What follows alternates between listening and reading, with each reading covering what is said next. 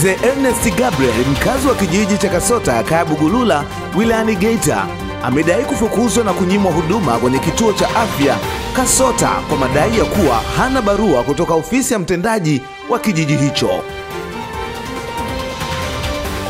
Jopo la majaji katika mahakama ya kikatiba ya Korea Kusini limepitisha uamuzi wa kumtaka Rais Yoon Suk Yeol kuondolewa kutoka madarakani. Na katika mchezo, msanii wa muziki wa Bongo Flava Bwana Kilungi maarufu Mbosso ameahidi kuendelea kutangaza vituo vya utalii, ikiwemo kituo ambacho imeingia kwenye kinyang'anyiro cha tuzo ya vivutio vya utalii duniani kwa mara ya kwanza.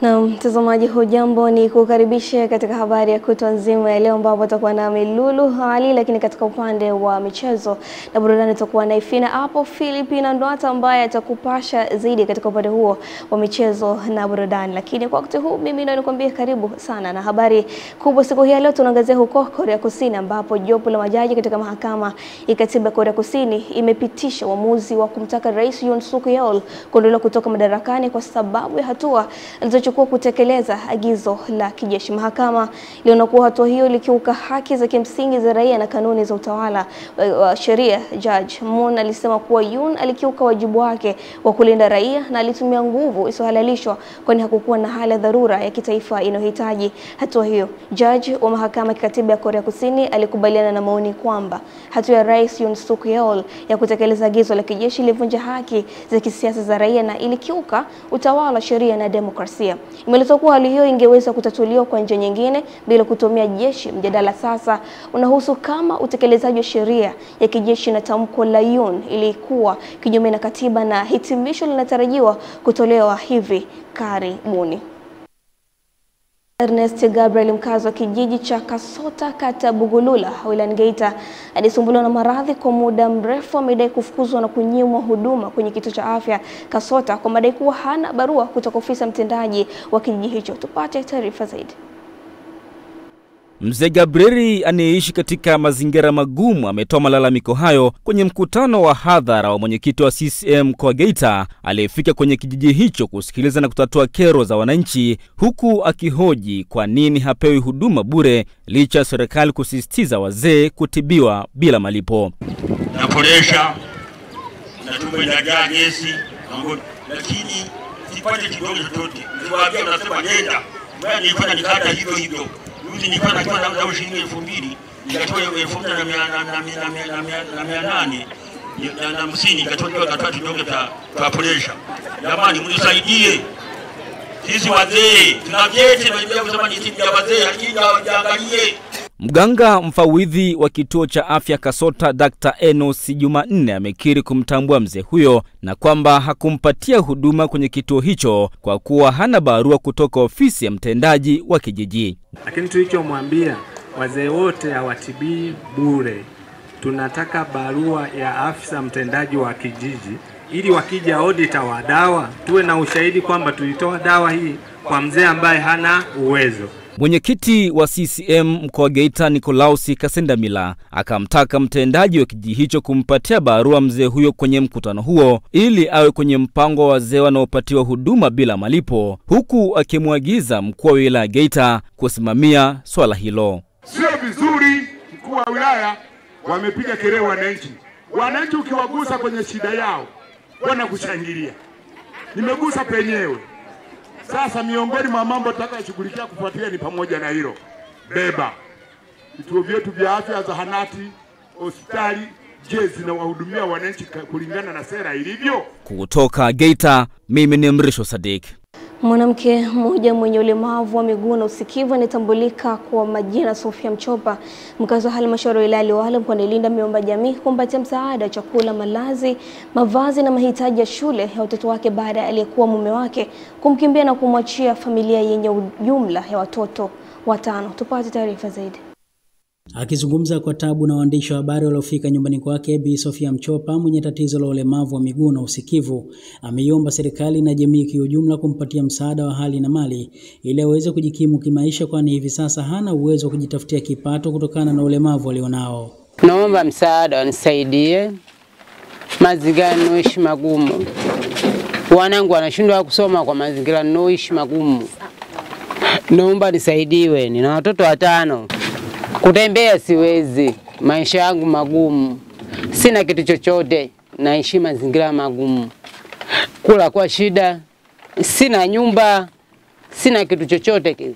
Wanisaidie nipate nyumba kulala, chakula. Mwenye nyumba anahitaji kuuza nyumba yake na sijui naitaka kuingilia wapi na naishi vipi na watoto kifuku kama hiki nilichokuwa nacho.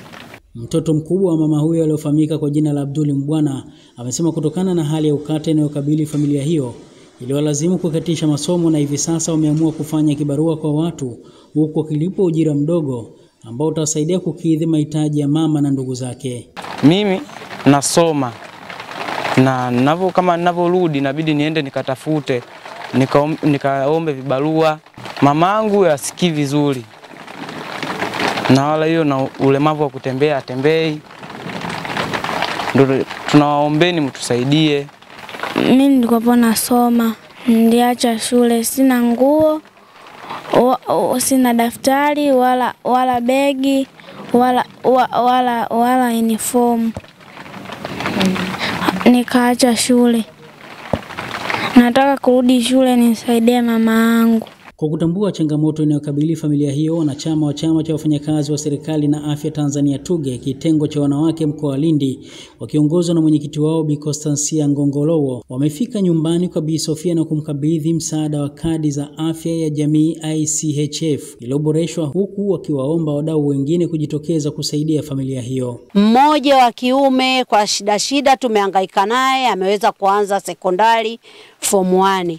Hao wa kike wawili bado tunaendelea kuwafuatilia na wapo tayari kuendelea na masomo. Niliguswa na hii familia wakati na watafuta kwa ajili ya bima ya afya. Tulikuwa tunaomba kwamba waendelee na moyo huo kwa sababu misaada kama hii inasaidia kuweka hali ile ya jamii kama hizi kufahamu kwamba wako peke yao. Kwa yeyote atakayeguswa na changamoto inayomkabili mama huyo, anaweza kuwasiliana naye kupitia namba 0716793318. Jina Constancia Ngongolowo.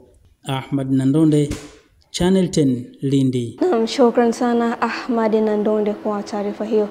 Wizara ya Ardhi, Nyumba na Maendeleo ya Makazi imepiga marufuku kuendeleza ujenzi wa makazi katika eneo lenye mgogoro wa ardhi kati ya wananchi wa mtaa wa Lunywanywi na Magoda, eneo linalomilikiwa na kanisa la Kiinjili la Kilutheri Tanzania KKKT Dayosisi ya Kusini mkoani Njombe hadi hapo tume maalum iliundwa na ya kutathmini uhalali wa umiliki dhidi ya wanaodaiwa kuvamia eneo itakapokamilika. Taarifa zaidi na Michael Pato kutoka Njombe inatueleza zaidi. Kuanzia sasa naweka marufuku ya ujenzi wowote. Agizo hilo limetolewa na Waziri wa Ardhi Deodatus Ndejembi kwani hapa wakati alipotembelea eneo la mgogoro lililopo mtaa wa Lunywanywi halmashauri ya mji Njombe mara baada ya kufanya kikao cha ndani na viongozi wa serikali, Chama cha Mapinduzi mkoa, vyombo vya ulinzi na usalama na uongozi wa kanisa la KKKT ukiongozwa na askofu wa Dayosisi ya Kusini Dr. Maki Fihavango. Hapa tuliposimama ni eneo lenye hati miliki ya kanisa. Na kumekuwa kuna uvamizi unafanyika kubwa na wananchi wa eneo hili. Kanisa lilipata eneo hili mwaka 2007 umiliki wake na walinunua eneo hili kutoka serikalini. Aidha, Waziri Ndejembi amesisitiza kuwa hakuna mwananchi anayepaswa kuendelea na ujenzi wa makazi ndani ya eneo hilo hadi tathmini itakayofanywa na timu maalum itakayofanya kazi kwa wiki 2. Tunapoona msingi unachimbwa tu, tuchukue hatua kali. Tuvunje, tusimamishe ujenzi ule. Lakini vile vile yoyote yule ambaye atasema anamiliki hapa, tuchukue hatua kali kwa yoyote yule aliyemuuzia ambaye anatokana na serikali. Na kama kuna wowote wale waliohusika watu wa serikali kusaini nyaraka zozote, basi hatua kali zichukuliwe.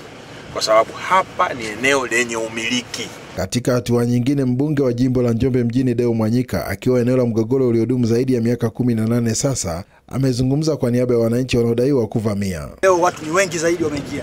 Hapa kuna ambao wamevamia, lakini kuna wengine ambao wamenunua wakiuziwa kwa nia njema tu, wakidhania kwamba wananunua eneo salama. Tunashukuru kwa maelekezo ambayo umeyatoa, ni msaada mkubwa kwetu kama kanisa kusimamia ardhi hii. Serikali ya mkoa wa Njombe kupitia mkuu wa wilaya ya Njombe Juma Sweda kwa niaba ya mkuu wa mkoa imeahidi kuyasimamia maagizo yote. Mheshimiwa Waziri, tunapokea sisi maelekezo yako kama ulivyosema. Kutoka hapa katika eneo hili la Runyanyu lililopo halmashauri ya mji Njombe mkoani Njombe, mimi ni Michael Patrick, Channel 10.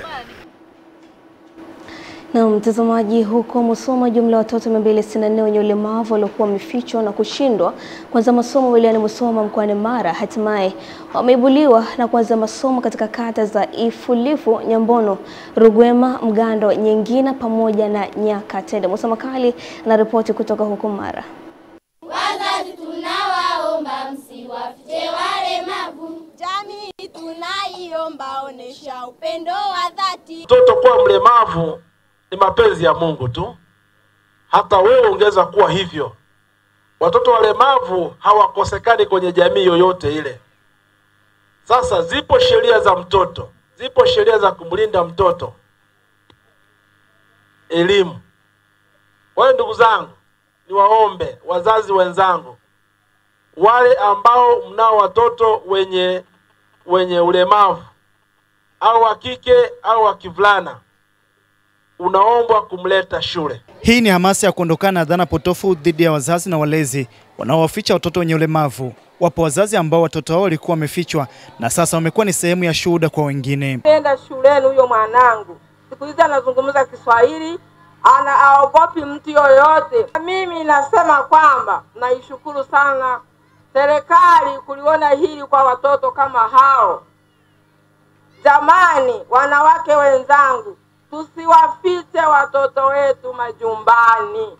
Tunaomba wanawake tubadilike kwa hilo. Kwa sababu kipindi unamzaa, ukujua kama ana udhaifu gani. Sababu wale ni watoto wadogo, tunawahukumu bila kusikiliza malalamiko yao. Wengine tumediriki kuwafungia ndani kabisa, hasitoke. Wape elimu inayotolewa na St. Justine Foundation, na sasa watoto 264 wenye ulemavu wamebainika na kuingizwa katika elimu jumuishi hapa halmashauri ya wilaya Musoma mkoani Mara. Tumebaini watoto 32 wenye ulemavu ambao wako shuleni na kata ya Nyakatende, na watoto 56 wenye ulemavu walioko shuleni na kata ya Nyambono, na watoto wenye ulemavu 52 walio shuleni na kata ya Iflif kuna watoto 34 wenye ulemavu walioko shuleni na kata ya Nyegina kuna watoto 63. Wahamasishe hawa wananchi, hasa wanaume wenzako, kwa sababu mama akizaa mlemavu baba anasema umemtoa wapi? Sasa anamtoa wapi, kwa maana gani? Kwa hiyo tunaomba wahamasishe wa baba washirikiane na wakina mama, tuwasaidie hawa watoto. Kauli ya serikali ya kuchukua hatua kali kwa wazazi na walezi wanaowaficha watoto wenye mahitaji maalum. Wazazi wa kiume na wazazi wa kike, kwamba ipo haja kubwa sana wakati tunapowazaa watoto wao katika familia zetu, tusiwafiche. Wakati tunapowaficha tunapoteza haki zao za msingi katika maisha yao. Wape elimu kampeni ndio sambamba na kauli mbiu pinga ukatili, chochea ujumuishi wa watoto na vijana wenye ulemavu. Kutoka hapa katika halmashauri ya wilaya Musoma hapa mkoani Mara, jina langu ni Musa Makali na hii ni Channel 10 Plus.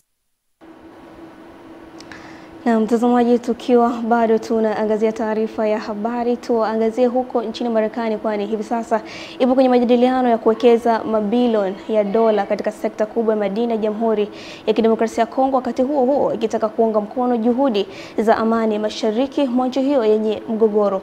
Baada ya mkutano, Rais wa Kongo Felix Tshisekedi mjini Kinshasa, Bolus alisema Washington imechunguza pendekezo la madini ya DRC kwa ajili ya usalama wa kukubaliana juu ya njia kusonga mbele. Jamhuri ya Kidemokrasia ya Kongo DRC ni mojawapo ya mataifa yenye utajiri mkubwa wa madini duniani, ikiwa na akiba cobalt, lithium, uranium na madini mengine muhimu kwa magari ya umeme na teknolojia ya simu. Sehemu kubwa ya pato la sasa la uchimbaji madini nchini Kongo linatawaliwa na makampuni ya China, lakini hivi karibuni Marekani imeonyesha nia ya dhati ya kuimarisha hamu yake kutafuta madini ya kimkakati. Ingawa maelezo mahsusi ya mpango huo bado hayajafichuliwa, Bulus ilionyesha kuwa makampuni ya sekta binafsi ya Marekani yatakuwa muhimu kwa ushirikiano wowote. Wananchi 836 kijiji cha Mkanyageni halmashauri ya Tunduru mkoani Ruvuma wameondokana na adha ya kutembea umbali mrefu kutafuta huduma ya maji safi na salama baada ya wakala wa maji na usafi wa mazingira vijijini Ruasa kukamilisha mradi wa kisima chenye urefu wa mita 500 ambacho kitakuwa na uwezo wa kuzalisha maji lita 11,000 kwa saa. Ditonyoni kutoka Ruvuma anatuarifu zaidi.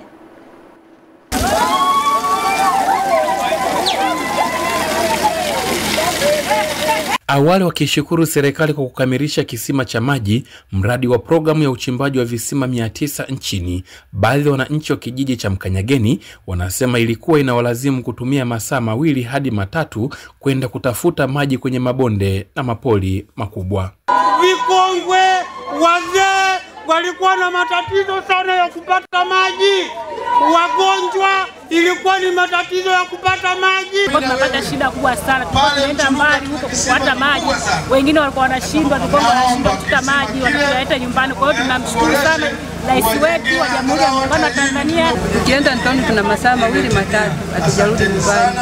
Kwa hiyo kuanzia leo, tunashukuru sana. Kwa upande wa meneja wa Ruasa wilaya Tunduru mhandisi Mahua Mgala, amesema kwa mwaka wa fedha 24-25 wilaya ilitengewa shilingi bilioni 9.4 kwa ajili ya kutekeleza miradi 11 ambayo ipo katika hatua mbalimbali za ukamilishaji. Wiki iliyopita tulienda kuwatangazia wananchi waanze kuingiza maji majumbani, na mwitikio ni mkubwa sana, na maeneo mengine yapo kwenye utekelezaji, na tunaamini kwamba miradi yote itakapokamilika tutavuka 85% ambayo tulipewa kwa ajili ya kuifikisha, ambayo ni ilani ya Chama cha Mapinduzi. Akizindua kisima hicho cha maji, mbunge wa jimbo la Tunduru Kusini Diamond Pakate amemshukuru Rais Dr. Samia Suluhu Hassan kwa kuatoa ndoo kichwani akina mama. Ombi langu kwa kuwa mradi serikali ikitengeneza inawaachia wananchi wenyewe kuendesha.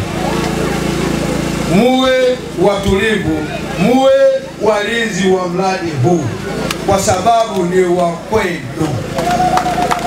Sasa kwa sababu mradi ni wa kwenu, ikiharibika koki utamwona Ruasa tena hapa na kuja kuweka. Kutoka Ruvuma, Ditanyoni, Channel 10.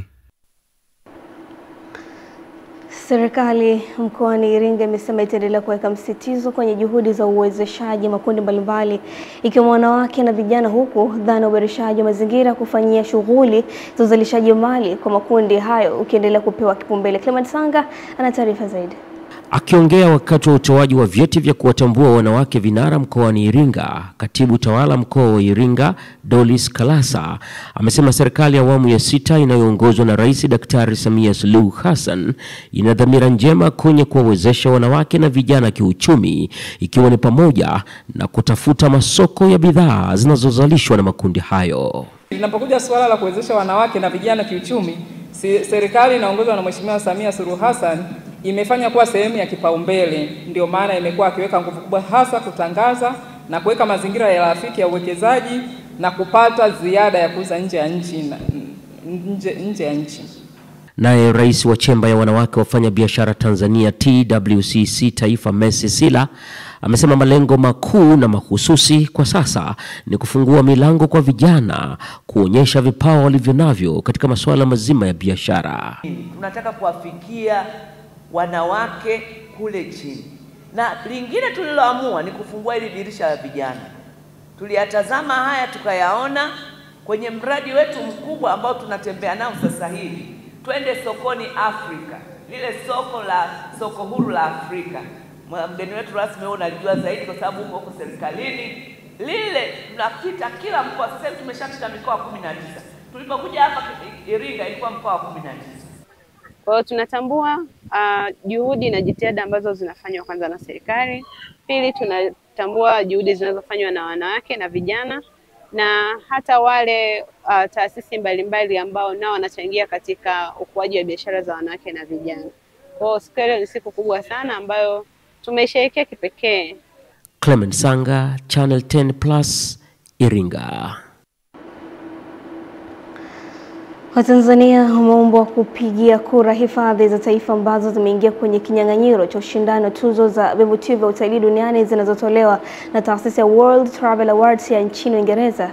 Kamishna msaidizi wa hifadhi TANAPA Julie Bedelimo ametoa ombi hilo katika hifadhi ya Kituro iliyopo mkoani Njombe wakati wa uzinduzi wa kampeni ya Vote Now, ambapo amesema hifadhi 10 zimeingia kwenye kinyang'anyiro cha ushindani katika vipengele 8.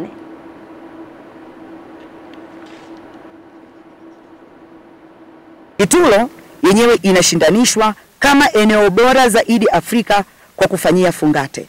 Lakini pia tunao kipengele kingine cha hifadhi bora zaidi ya taifa kwa Afrika, ambayo hifadhi ya taifa Serengeti imeingia hapo. Lakini tuna kipengele kingine kivutio bora zaidi Afrika, ambao hapa mlima Kilimanjaro umeingia katika kushindanishwa na maeneo mengine.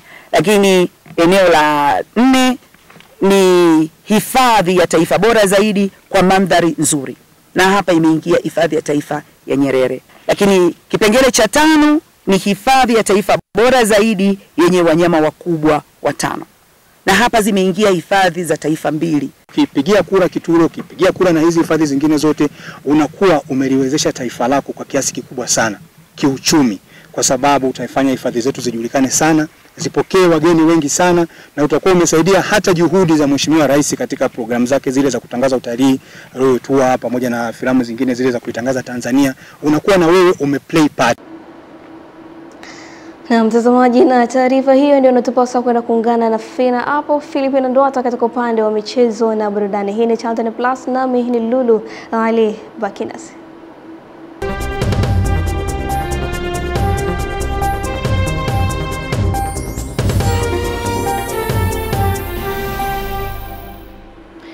Shukrani Lulu Ali kwa habari hizo. Nami mtazamaji Filipina Ndwata, waweza niita Fina hapo. Nipo tayari kukuangazia habari za michezo pamoja na burudani. Mtazamaji karibu.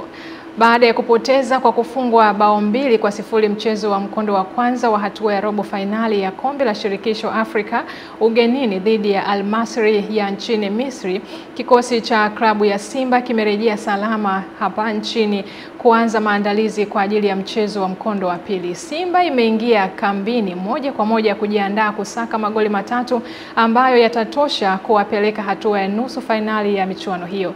Mara baada ya kuwasili uwanja wa kimataifa Mwalimu Nyerere jijini Dar es Salaam, meneja wa habari na mawasiliano wa Simba Ahmed Ali amesema kuwa Simba ni miongoni mwa timu zinazotoa vipigo vikubwa barani Afrika.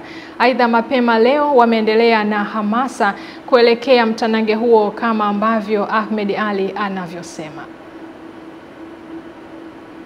Tuko na matawi mengi hapa, kwa hiyo ni rahisi kwenda kupata maelekezo mfanye kitu gani tawi lenu liwe tawi rasmi. Mkihitaji msaada wowote wa kurasimisha tawi lenu, wapo Simba Hatari wataenda kuwasaidia, wapo Wekundu wa Terminal wataenda kuwasaidia, lakini mweka hazina wa mkoa wa Dar es Salaam vile vile ni mkazi wa maeneo haya, mtashirikiana naye ili kuharakisha kwa haraka kufanya tawi lenu liwe tawi rasmi.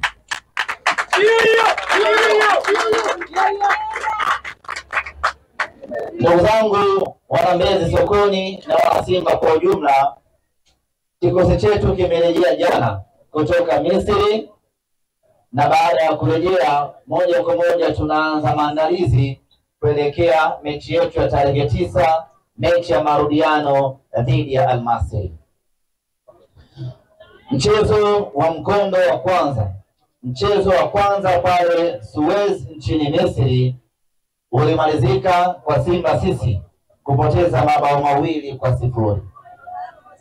Lakini matokeo haya kwa namna yeyote ile si matokeo ambayo yanapaswa kutukatisha tamaa si matokeo ambayo yanapaswa kutuvunja moyo na si matokeo ambayo yanapaswa kututia unyonge. Matokeo tuliyopata pale Misri yawe matokeo ya kutupa nguvu ya kuelekea mechi yetu ya marudiano tarehe 9 Benjamin Mkapa.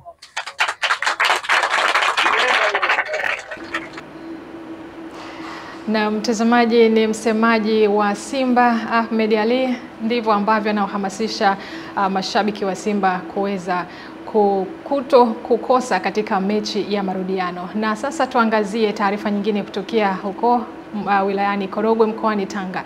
Chama cha mpira wa miguu wilayani Korogwe mkoani Tanga KDFA kimeanza kufufua mchezo wa mpira wa miguu uliokuwa umekufa kwa muda mrefu kwa kuanzisha ligi ya wilaya yenye lengo la kuibua na kukuza vipaji kwa vijana na kuwaondoa vijana hao kwenye hatari ya kujiunga na makundi hatarishi. Kutoka Korogwe, Ernest Mbezi ana ripoti zaidi.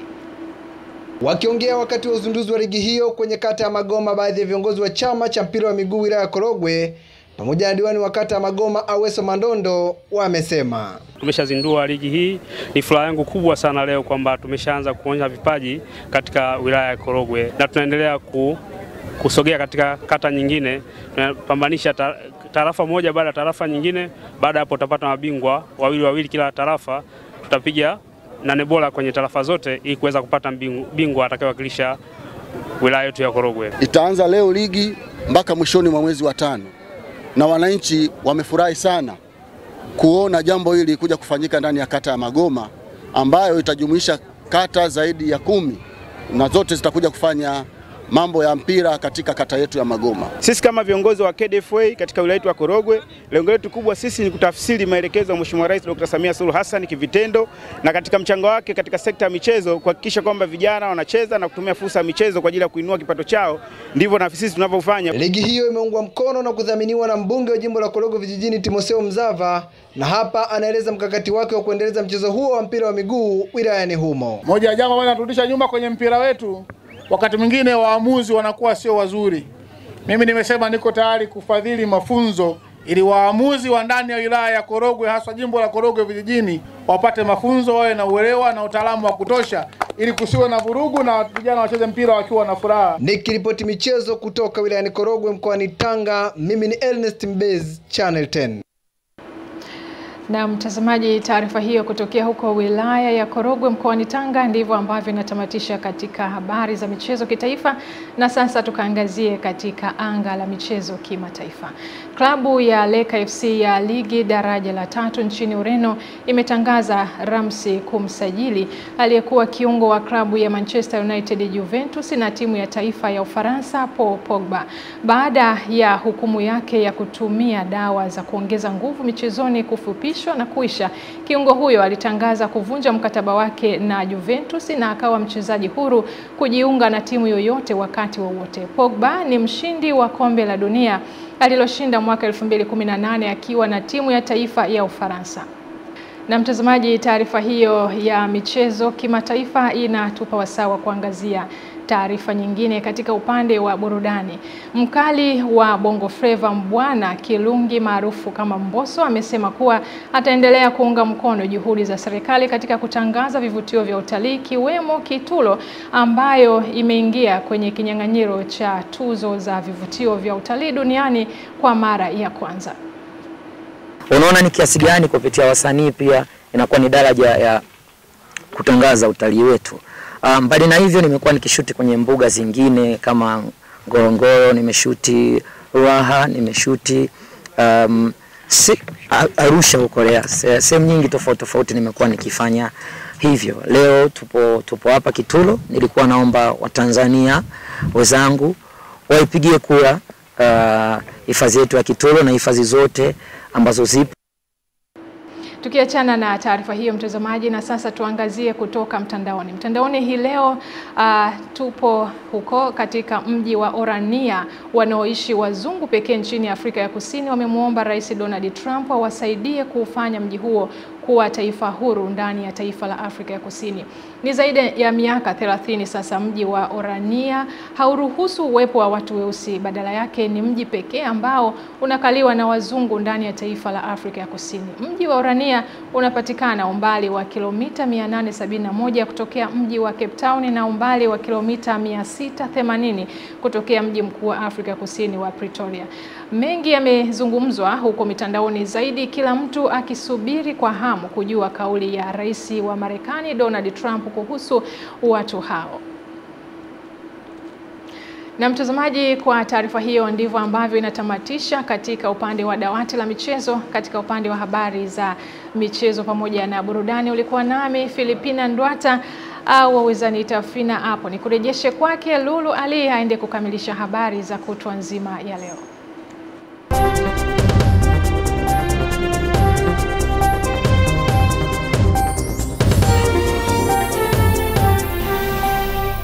Na namna hiyo Fina hapo Filipina Ndwata anatuacha katika upande wa michezo na burudani. Mtazamaji, kukumbusha katika habari ya kutwa nzima ya leo ulikuwa nami Lulu Ali. Naweza kushukuru wewe kwa kuendelea kutazama Channel 10 Plus na kuchagua kama kitu chako bora kabisa. Endelea kutufuatilia katika peji zetu za Instagram, Facebook, bila kusahau na YouTube channel kama Plus Digital. Subscribe, share bila kusahau na comment. Wakati mwingine, alamsik.